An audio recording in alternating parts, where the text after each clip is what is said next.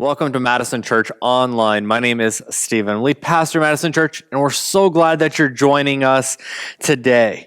I'd like to make an observation, and that is that we've all fallen prey to some sort of false advertising over the course of our lives. Now, I hope seriously for you that it wasn't something that cost you a lot of money or caused you to go into debt, but we've all fallen for something. Have you seen those what I ordered versus what I got memes on the internet? I'm going to show you a few in case you're unfamiliar with them.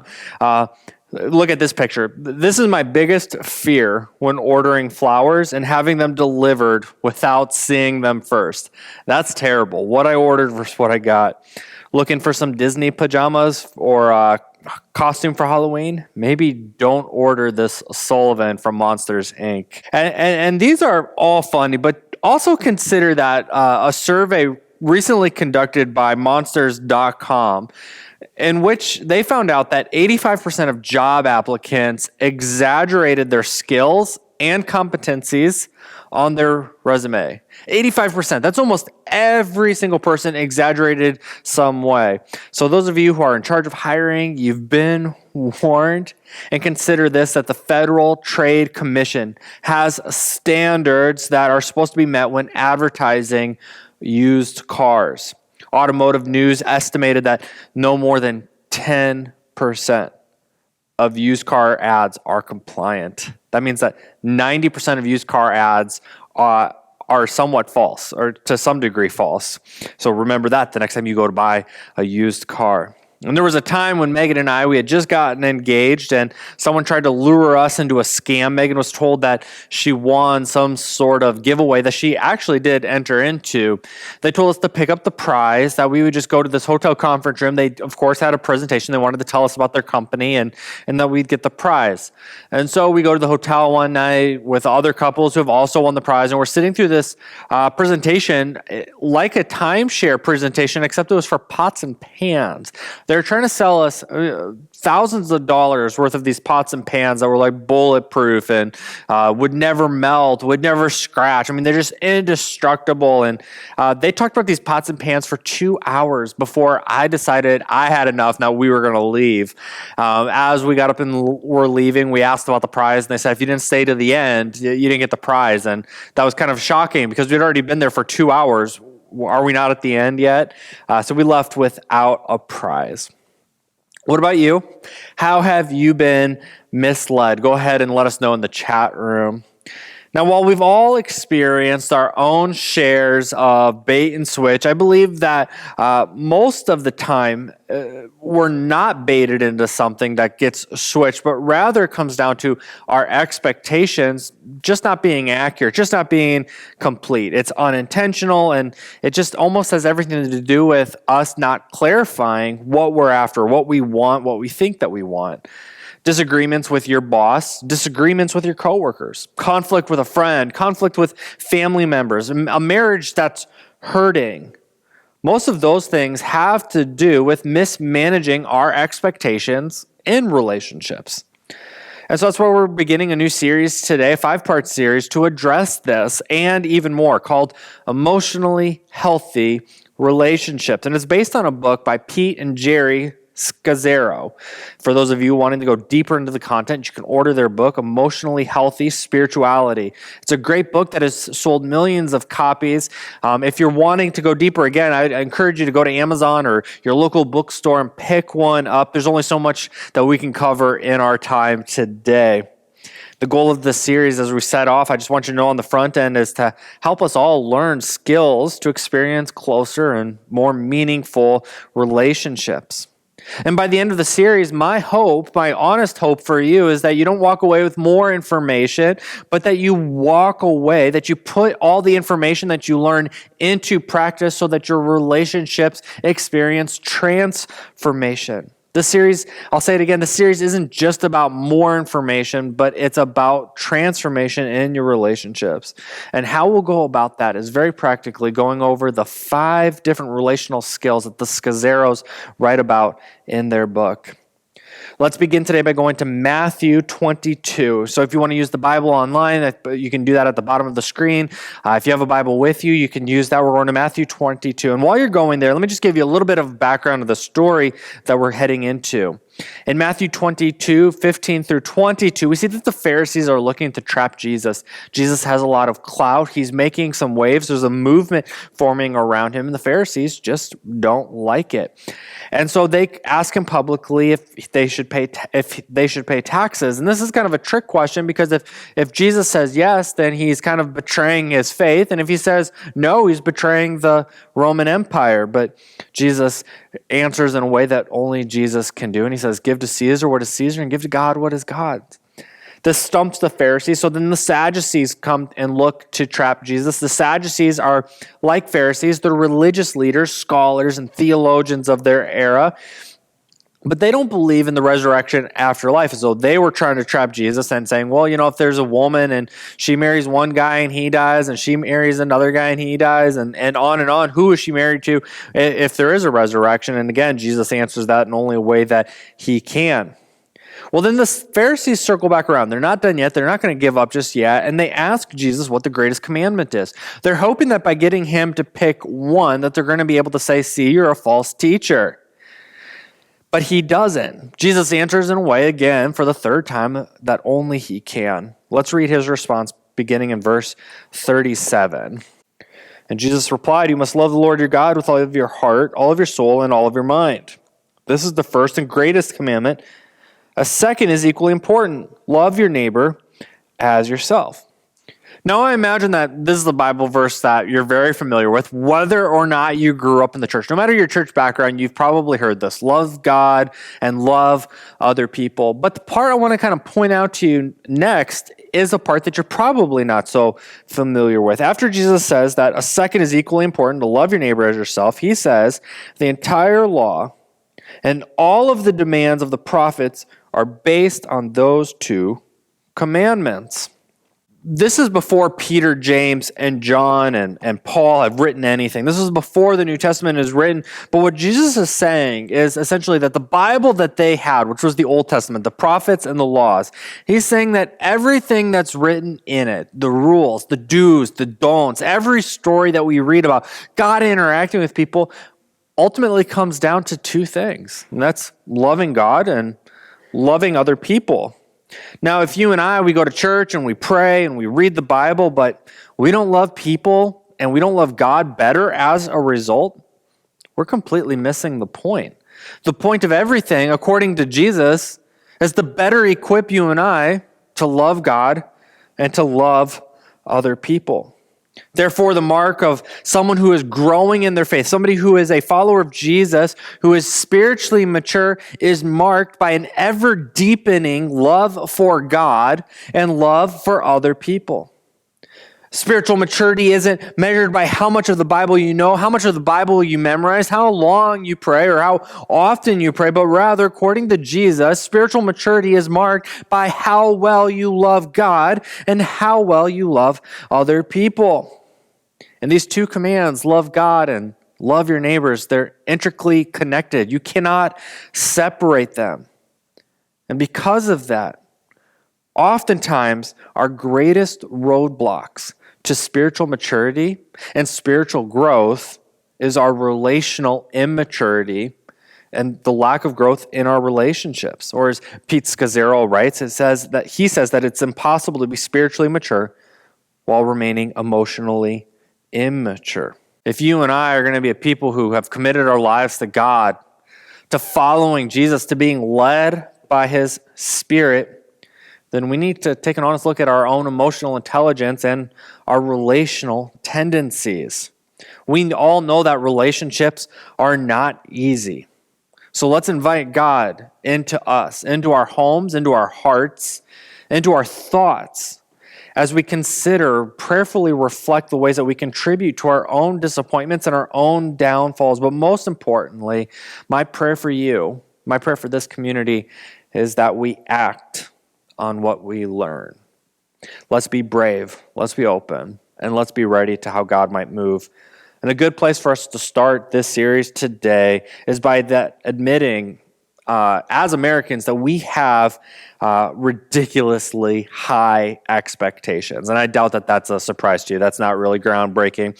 There have been books, articles, and studies that show and discuss that the same exact products are promoted differently around the world. For example, one that I found was a cold relief capsule, like a Tylenol.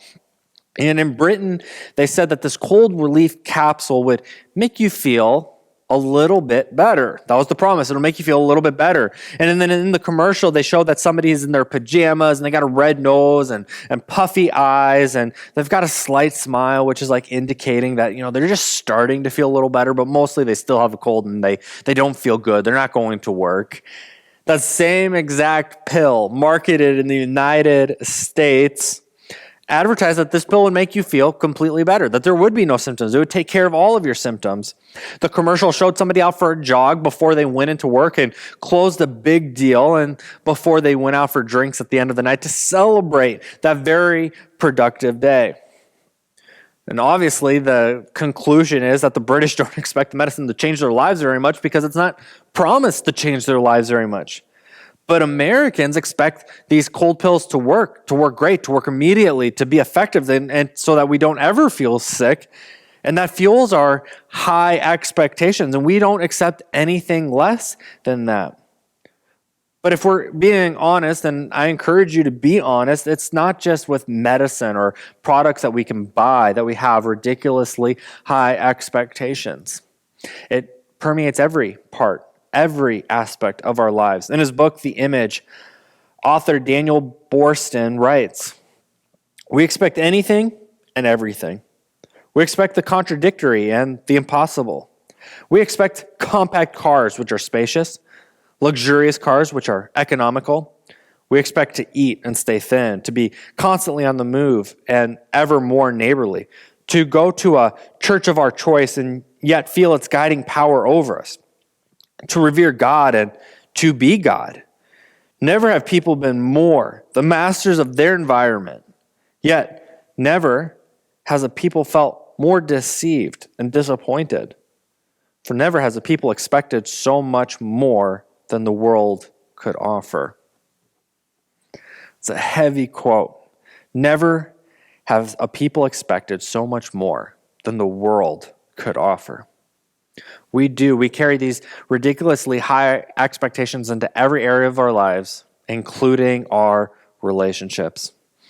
And the real challenge is that many times our expectations aren't just ridiculously high, but because they're so ridiculously high, they're also ridiculously unhealthy. Unhealthy expectations, Pete Scazzaro says, are unconscious expectations.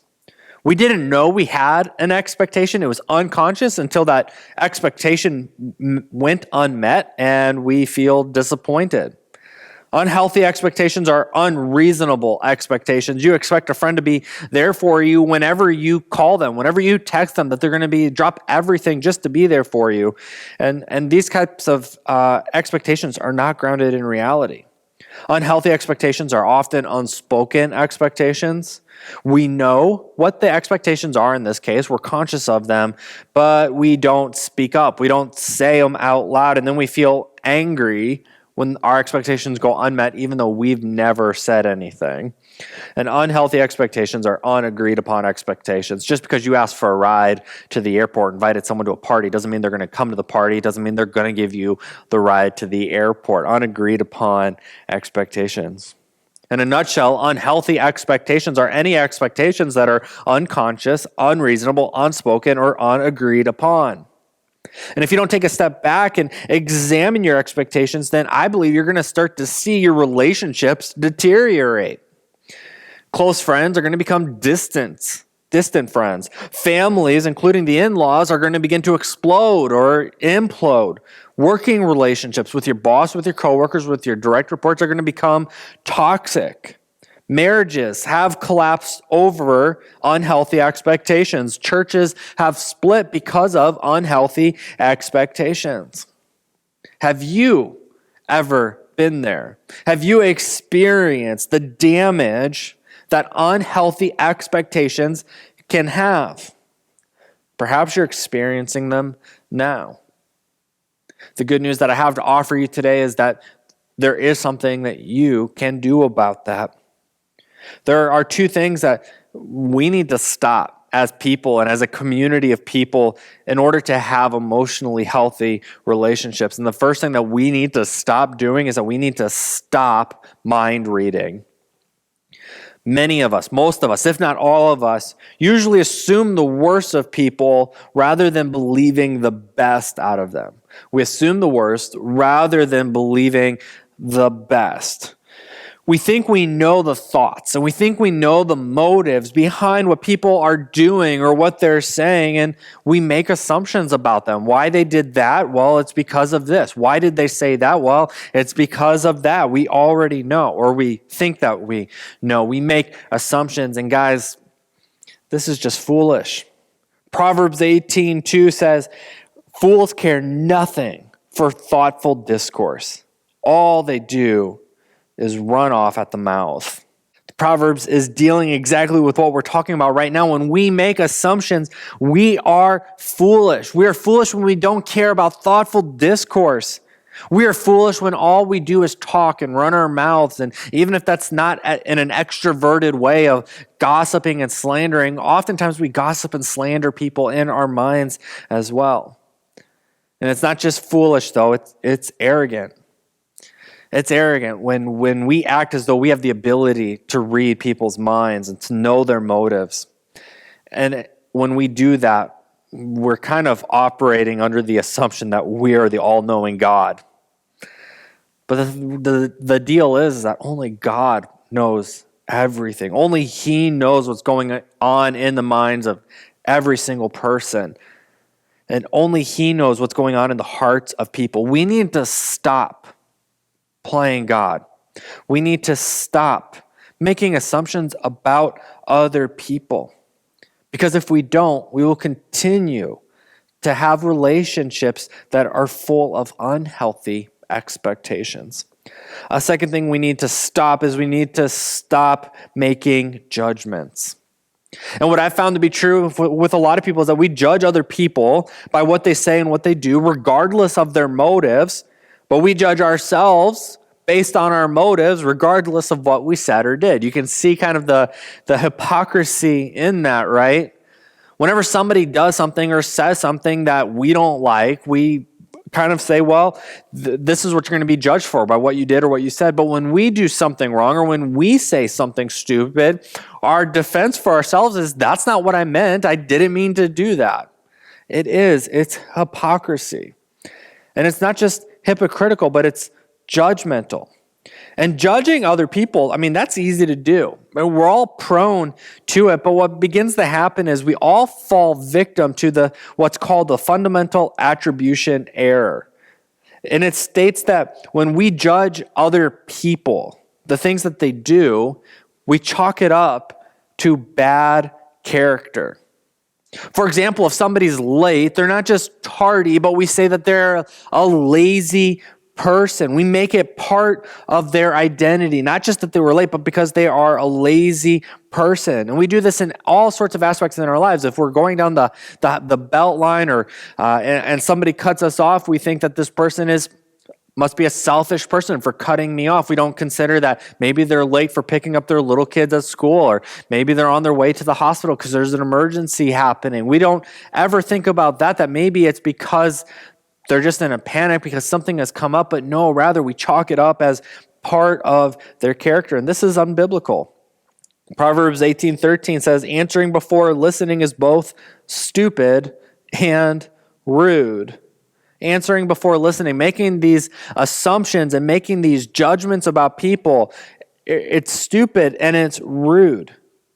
And when it comes to our own behavior, we consider the situational factors and what we do. We consider all of that when we try to excuse ourselves, but we ignore those same exact other factors in other people and in the actions of them.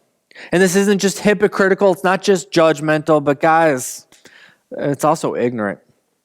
We don't know what we don't know. We need to listen before we speak. We need to stop making judgments. We need to stop trying to read people's minds. So if we stop those two things, we still have a little bit of work to do, and that's we need to start clarifying expectations.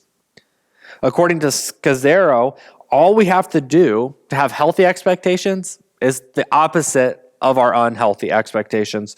So while we have unconscious expectations, the challenge then is to become conscious of our expectations. What are the expectations that we have for our families, for our friends, for our churches? What are they? Have we considered that? Have we done enough reflecting internally to think about what expectations that we have? If we have unrealistic expectations in the categories of rainbows and unicorns, then we need to be challenged to have realistic expectations. And is it realistic? Some of the questions you might ask is, has this been done before? Is there evidence to suggest that what I'm thinking is reasonable? If there's not, maybe it's not.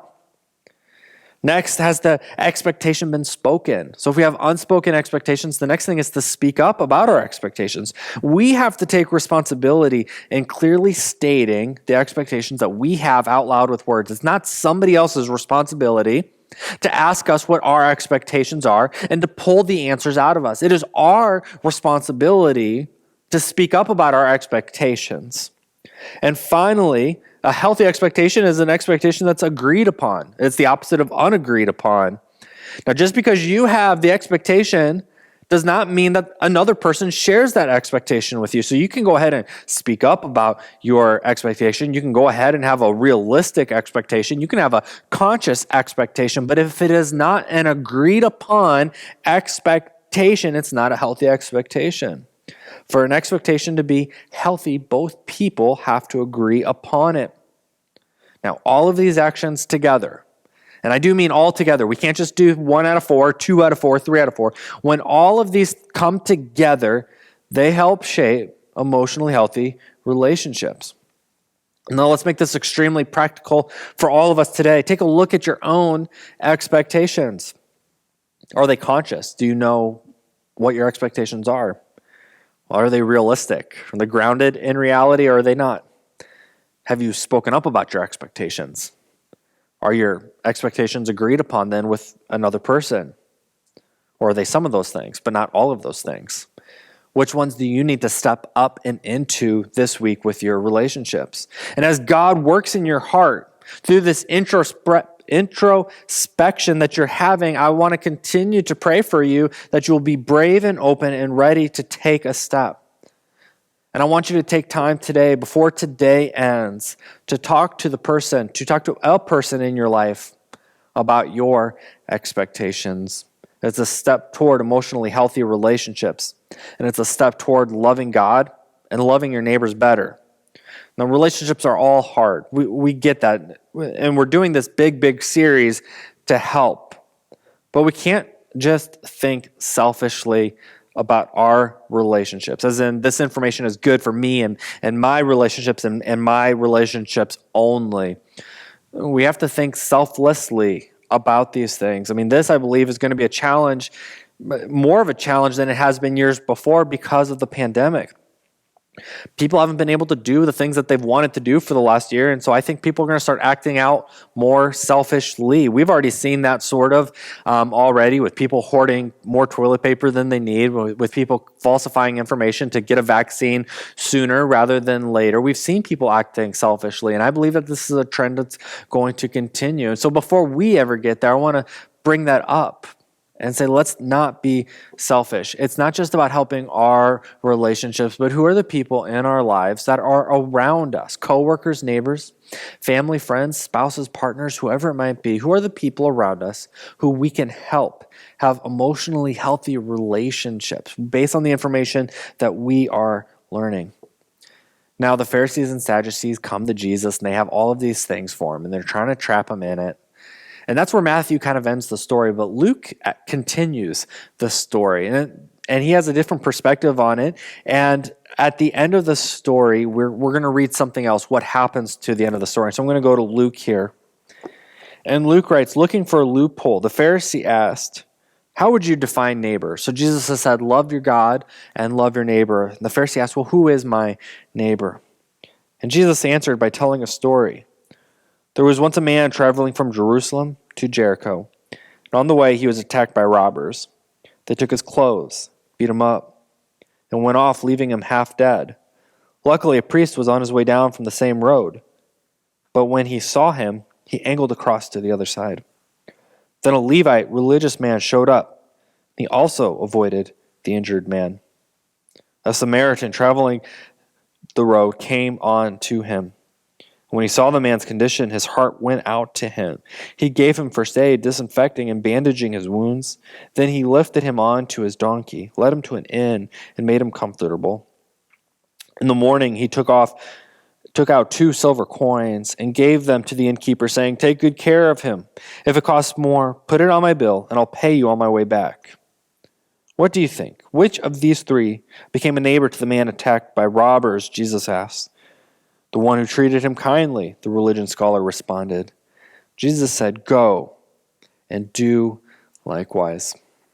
Let us not miss that in this story that Jesus tells, that both a religious man or a couple different types of religious men walk by. This would be the equivalent of somebody who's a pastor walks by and somebody who is a member of a church and somebody who considers spirituality really, really important to them. And they both walked by this person and they kept on walking. And Jesus identifies a Samaritan who were hated by the Jewish people of this time. Hated, despised. They weren't even considered full people. And it was this Samaritan who helped out. And Jesus says, which one of those do you think was a neighbor? And then understand then the implication, the conclusion really of the story is that there was a pastor, there was a church member, and there was somebody that they didn't even consider to be a human who loved his neighbor better, which meant that he was fulfilling the commands of the Old Testament, of the law, and the words of the prophets better than the religious people. And so as we consider our own role in the story, would we consider ourselves somebody who's way on the outskirts like a Samaritan, or we consider ourselves in the middle, somebody who takes faith seriously, or perhaps we're a leader, a pastor? And in the story, we need to ask ourselves, when we hear this information about emotionally healthy relationships, and we see somebody who is wounded on the side of a road who needs relational help, do we walk across to the other side? Or do we go above and beyond to care for someone, and to care for them more than just a moment, but to offer care ongoing? See, that's what we're talking about. When we're talking about growing in faith, we're talking about loving God and our neighbors better. We're talking about helping them love God and their neighbors as well.